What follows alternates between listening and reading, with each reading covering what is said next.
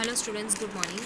ચાલો આપણે જોતા હતા માર્કેટિંગ વિશે, અને એમાં આપણે જોયું કે જે માર્કેટિંગ પ્લાનિંગ પ્રોસેસ છે એમાં કયા કયા સ્ટેપ્સ જે છે ઇન્ક્લુડ છે.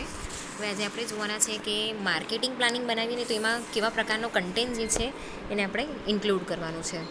તો કન્ટેન્ટ્સ ઓફ માર્કેટિંગ પ્લાનિંગ જે છે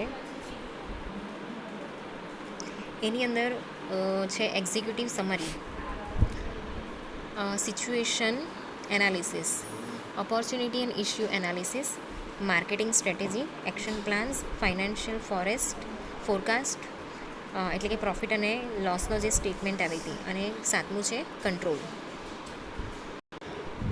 ચાલો હવે આ જે બધા પોઈન્ટ છે ને આપણે એક એક કરીને જોઈ લઈએ. પહેલું હતું એક્ઝિક્યુટિવ સમરી. તો એક્ઝિક્યુટિવ સમરીની અંદર કેવું હોય કે એક માર્કેટિંગનો પ્લાન બનાવેલો હોય ને એનું એક બ્રીફ જે સમરી કહેવાય ને, બ્રીફ સમરી, બરાબર એ છે. સમરી એટલે કેવું હોય કે આપણે મેઇન પોઈન્ટ લખી દઈએ. આપણે મૂવી જોવા જઈએ છીએ, આખું મૂવી આપણે જોઈએ છીએ, પણ એ મૂવી પોઈન્ટ ટુ પોઈન્ટ આપણને યાદ નથી રહેતું. તો જ્યારે આપણને કોઈ પૂછે ને ત્યારે આપણે જે વસ્તુ મેઇન લાગેલી હોય કે જે મેઇન પોઈન્ટ હોય એ આપણે ઉપર કહી દઈએ છીએ. એ થઈ સમરી. પણ આ છે બ્રીફ ઓવરવ્યૂ. બ્રીફ સમરી જે કહેવાય ને, બરાબર, એની અંદર જરાક વસ્તુ ડિટેલમાં હોય એવો માર્કેટિંગ પ્લાન હોય એ આપણે અહીંયા કહેવાનો છે. The expected expenditure and implementation process of the plan. એની અંદર શું ઇન્ક્લુડ થશે કે જે પણ એક્સપેન્ડિચર છે, એટલે જે પણ ખર્ચો થવાનો છે. ઓકે, તમે મશીનરી લીધી તો એ મશીનરીનો ખર્ચો, ફ્લોરિંગ કરાવ્યું તો એનો ખર્ચો, બાંધકામનો ખર્ચો, કે આપણું એસ્ટિમેશન જે છે એ એક્સપેક્ટેડ એક્સપેન્ડિચર જે છે એના વિશે અહીંયા માહિતી આપવાની હોય છે. કે પછી આપણે જે પણ પ્લાન છે કે જે પણ પ્રોસેસ છે એનું જે પણ ઇમ્પ્લિમેન્ટેશન કરવાના છે, મેથડ, કઈ ટેકનિક, એમાં કેટલો સમય લાગશે એને સેટઅપ કરવામાં, એ બધી વસ્તુ જે છે એને અહીંયા હાઇલાઇટ આપણે કરવાની છે. એટલે માર્કેટિંગના જેટલા મેઇન પોઈન્ટ છે એ બધી વસ્તુ આપણે અહીંયા કહેવાની છે. એના પછી છે સિચ્યુએશન એનાલિસિસ. તો આપણી જે કરંટ સિચ્યુએશન છે, કંપનીની જે કરંટ સિચ્યુએશન છે, બરાબર, એના વિશે અહીંયા માહિતી આપવાની છે. જો નવી ચાલુ કરતા હોઈએ તો આપણે સ્ટાર્ટઅપ કરીએ છીએ એવું અહીંયા બતાવવાનું હોય.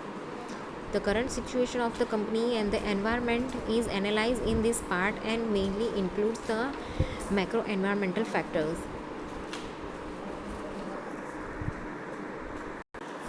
તો આપણી જે કંપની છે એ કંપની વિશે માહિતી આપવાનું. પછી આપણે જો એનું એનાલિસિસ કરેલું હોય તો એનું એન્વાયરમેન્ટ જે છે એનું એનાલિસિસ કરેલું હોય તો એના વિશે માહિતી આપવાનું, બરાબર. મેક્રો એન્વાયરમેન્ટલ ફેક્ટર્સ અને માઇક્રો એન્વાયરમેન્ટલ ફેક્ટર્સ એ વિશે હું તમને ભણાવી ગઈ છું. તો જે મેક્રો એન્વાયરમેન્ટલ ફેક્ટર્સ છે, like political, legal, social, economical, cultural environment જે છે એની તમારા કંપની પર કેવી અસર પડે છે કે પડવાની છે એના વિશે સમજાવવાનું છે. અને એના પછી આપણે જોયેલું કે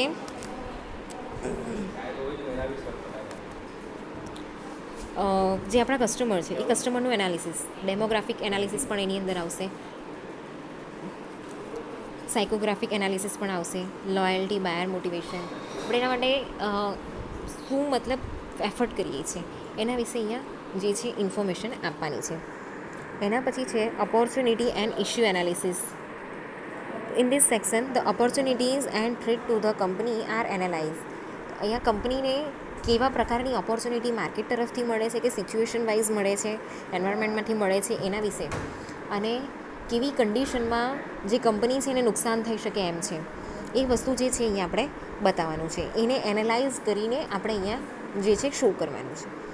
તો market analysis is done based on market size. માર્કેટની સાઇઝ જેના વિશે ઓલરેડી તમને માહિતી આપી ચૂકી છું કે જેવી પ્રોડક્ટ છે એવા પ્રમાણેની અહીંયા માર્કેટની સાઇઝ હશે. તો માર્કેટની જે સાઇઝ છે, માર્કેટના જે સેગમેન્ટેશન થયા છે એ, પછી એને રિલેટેડ જેટલી પણ વસ્તુ આવતી હોય, સ્વોટ એનાલિસિસ ને એ બધી વસ્તુ. પછી આપણી સામે કેવા પ્રકારના કોમ્પિટિટર છે અને એ કોમ્પિટિટર જે છે કેટલા સ્ટ્રોંગ છે, કેટલા આપણા જેવા છે, કેટલા વીક છે, એ બધી વસ્તુ પણ અહીંયા એનાલાઇઝ કરીને આપણે કહી દેવી જોઈએ. એ સાથે સાથે માર્કેટની અંદર કયા ટ્રેન્ડ્સ ચાલે છે એ એનાલિસિસ પણ આપણે કરવું જોઈએ, એ પણ એની અંદર આપણે ઇન્ક્લુડ કરીએ તો આપણે ટ્રેન્ડ જે છે એ વાઇઝ કેવું છે કે આપણે પ્રોડક્ટની અંદર સુધારો વધારો કરવાનું કે નવી પ્રોડક્ટ આપણે બનાવી શકીએ છીએ એને ઇન્સ્પાયર થઈને, બરાબર. તો એ આપણે અહીંયા જોઈ શકીએ છીએ. એના પછી છે marketing strategy. Marketing strategy. So based on the opportunity and issue analysis, the marketers decide upon the marketing strategy of the company. They primarily focus on the product, price, place and promotion. હવે આ જે 4 P's છે એના વિશે આપણે વાત કરીએ કે માર્કેટિંગ સ્ટ્રેટેજી બનાવીએ ત્યારે આ જે વસ્તુ છે એના પર આપણે ધ્યાન આપવું પણ એટલું જ જરૂરી છે. તો આપણી સામે કેવા પ્રકારની ઓપોર્ચ્યુનિટી છે, કેવા પ્રકારના ઇશ્યુ જે છે એને આપણે એનાલાઇઝ કરીને અહીંયા શું કરવાનું છે કે એઝ અ પ્રોડ્યુસર કે એઝ અ સેલર આપણે અહીંયા શું કરવાનું છે કે જે માર્કેટિંગ સ્ટ્રેટેજી છે એ આપણે ડિસાઇડ કરવાની છે કે કેવા પ્રકારની અહીંયા હોઈ શકે છે. તો એની અંદર મેઇનલી આપણે ક્યાં ફોકસ કરવાનું છે, પ્રોડક્ટ હોય તો એ પ્રોડક્ટની પ્રાઇસ, કયા પ્લેસમાં આપણે માર્કેટિંગ કરવાનું છે એ, એનું પ્રમોશન કેવી રીતે કરવાનું છે, માર્કેટિંગ કેવી રીતે કરવાનું છે એ. તો માર્કેટિંગ સ્ટ્રેટેજી છે એ આ 4 બેઝિસ પર આપણે બનાવવાની છે અને આપણે બરાબર એનાલિસિસ કરી દઈએ એના પરથી આપણને ખબર પડે છે કે મતલબ જે પ્લાનિંગ બનાવેલો છે ને એ પ્લાનિંગ અહીંયા બંધ બેસતો છે કે નહીં. ઓકે, કે એની અંદર આપણે એ પ્લાનિંગ પ્રમાણે જે વસ્તુ ઓર્ગેનાઇઝ કરવાની છે એ આપણે કરી શકીએ છીએ કે નહીં, જે માર્કેટિંગના ગોલ્સ છે ને આપણે અહીંયા બરાબર અચીવ કરી શકીએ છીએ કે નહીં.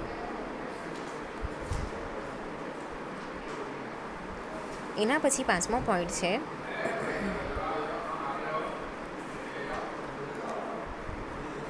Action plans, action programs. તો એક્શન પ્રોગ્રામ્સની અંદર એવું છે કે it is the detail report of the strategy અડોપ્ટેડ by the company to achieve the objectives. Some of the questions that have to be answered in the action program. તો આ action programme છે ને એમાં જે પણ આપણે સ્ટ્રેટેજીસ બનાવેલી છે એ સ્ટ્રેટેજીસની અંદર આપણે કયા ગોલ્સ જે છે કે ઓબ્જેક્ટિવ્સ છે એને અચીવ કરવાના છે એના વિશે ડિટેલમાં વાત કરવામાં આવી છે.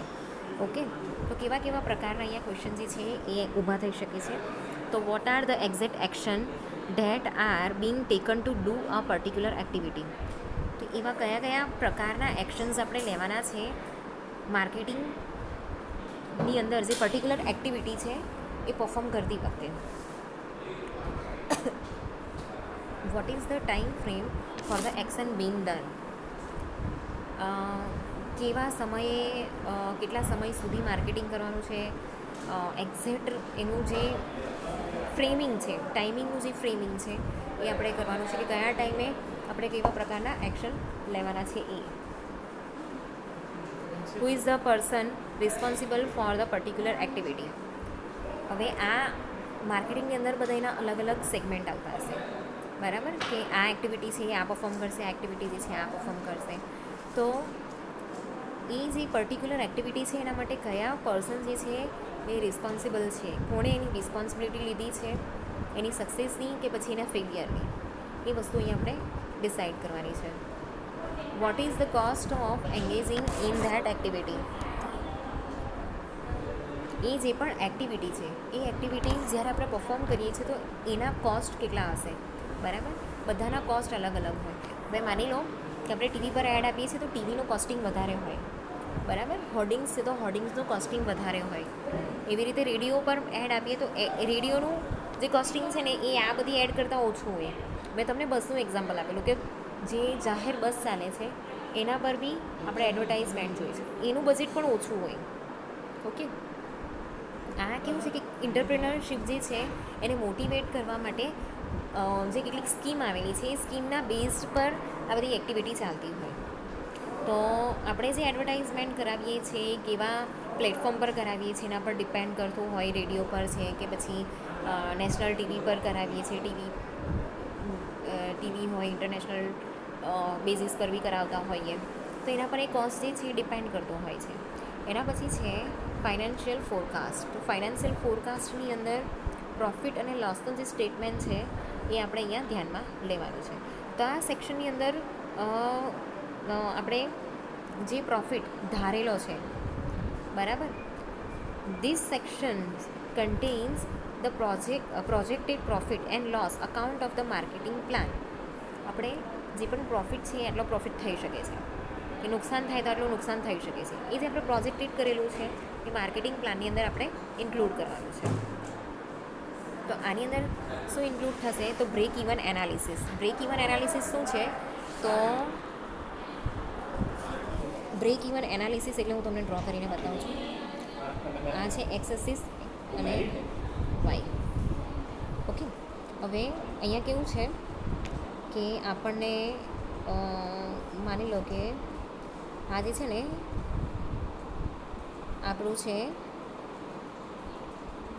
જે ફિક્સ્ડ આપણને જે ખર્ચો થાય છે ને એ. ઓકે, હવે આ છે ને આપણો સેલ્સ છે. ઓકે, એના પછી આ છે સેલિંગ, બરાબર છે. અહીંયાથી આનો હશે.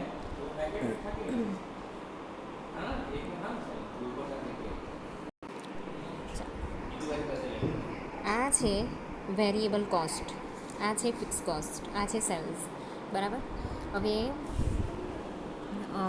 બ્રેક ઇવન પોઈન્ટની અંદર કેવું છે, જ્યારે આપણે આપણું જે પ્રોડક્ટનું સેલિંગ થતું હોય, બરાબર, આ જે છે ને એ આપણો ખર્ચો છે. જે ખર્ચો કર્યો છે ને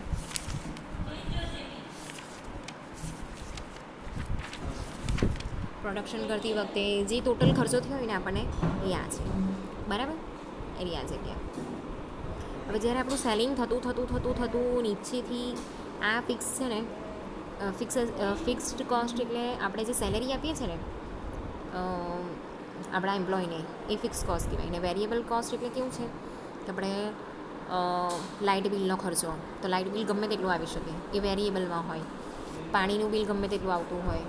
હવે પ્રોડક્શન માટેનું રો મટીરિયલ તે બી અલગ આવતું હોય. માની લો કે મશીન બગડી ગયું તો મશીનને રિપેર કરાવવાનો ખર્ચો એ વેરિયેબલમાં એ થયા કરે. એ બધું બી આની અંદર ઇન્ક્લુડ કરવાનું, બરાબર.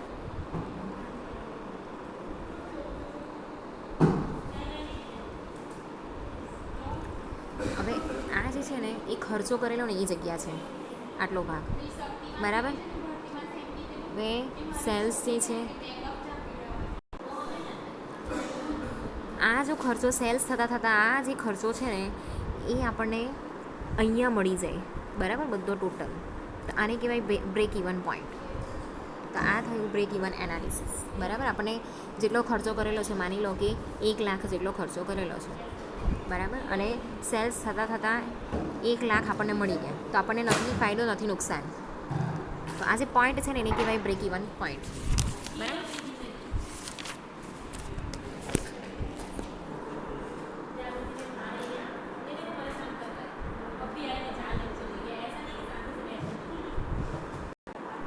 સેલ્સ ફોરકાસ્ટ હોય, એક્સપેન્ડ ફોરકાસ્ટ હોય, કન્ટ્રીબ્યુશન માર્જિન હોય, એ બધાને પણ આપણે અહીંયા એનાલિસિસ કરવું પડે. એના પછી છે controls. This is the final step of marketing planning. Here the marketers along with the top management find whether the plan is moving on track and whether they are being able to achieve the objectives. તો આ marketing પ્લાનનો એક final step છે કે જ્યાં આપણને ખબર પડે છે કે જે પણ માર્કેટર છે, માર્કેટિંગની જે જવાબદારી છે જેના પર, જે ટોપ મેનેજમેન્ટની અંદર, એને ખબર પડે છે કે આપણે જે પ્લાનિંગ બનાવેલો છે એ પ્લાનિંગ પ્રમાણે આપણે જઈએ છીએ કે નહીં, ટ્રેક પર ચાલીએ છીએ કે નહીં, કે પછી ટ્રેન ઉતરી ગઈ છે પાટા પરથી, આપણે જે ઓબ્જેક્ટિવ્સ નક્કી કર્યા છે એ પ્રમાણે આપણે અચીવ કરીએ છીએ કે નહીં. હવે અહીંયા કેવું છે કે કોઈ ડેવિએશન આવતું હોય, રેક્ટિફિકેશન આવતું હોય, એને આપણે મેઝર્સ કરવું પડે, બરાબર છે. કોઈ પ્રોબ્લેમ આવતી હોય તો એને સોલ્વ કરવું પડે. It also ઇન્વોલ્વ્સ the planning related to any kind of contingency in the planning. તો અહીંયા જે કંટ્રોલ્સ છે ને એનો મિનિંગ શું કે ભાઈ પ્લાનિંગ બરાબર ચાલે છે કે નહીં, પ્લાન કરેલું છે એ પ્રમાણે ચાલે છે કે નહીં, કે એની અંદર વેરિએશન આવે છે, સુધારો વધારો કરવાની જરૂર પડે તો આપણે કરી લેવાનું. એના પછીનો નેક્સ્ટ જે છે ટોપિક એ છે માર્કેટિંગ રિસર્ચ. ઓકે, તો એ આપણે આવતા લેક્ચરમાં જોઈશું. પણ માર્કેટિંગ રિસર્ચ જે છે અમેરિકન માર્કેટિંગ એસોસિએશન એણે આ જે વસ્તુ છે એ આપેલું છે market research. The functions that links the customer consumer and public to the marketer through information used to identify and define marketing opportunities and problems. એટલે જે માર્કેટિંગ છે ને એ રિસર્ચ કરીને તો આપણને જે આપણા કસ્ટમર છે બરાબર એ કસ્ટમરની શું ડિમાન્ડ છે એ બધી વસ્તુ આપણે અહીંયાથી લઈ શકીએ છીએ, લોકો વિશેની ઇન્ફોર્મેશન આપણે લઈ શકીએ છીએ, જેનાથી આપણને ખબર પડે છે કે આપણે આગળ જતાં કઈ કઈ ઓપોર્ચ્યુનિટી આવી શકે છે કે આપણી જે પ્રોડક્ટ છે એ બંધ થઈ શકે છે. ઓકે, તો આ જે આખી ડિટેલમાં ઇન્ફોર્મેશન છે આપણે કાલે જોઈશું.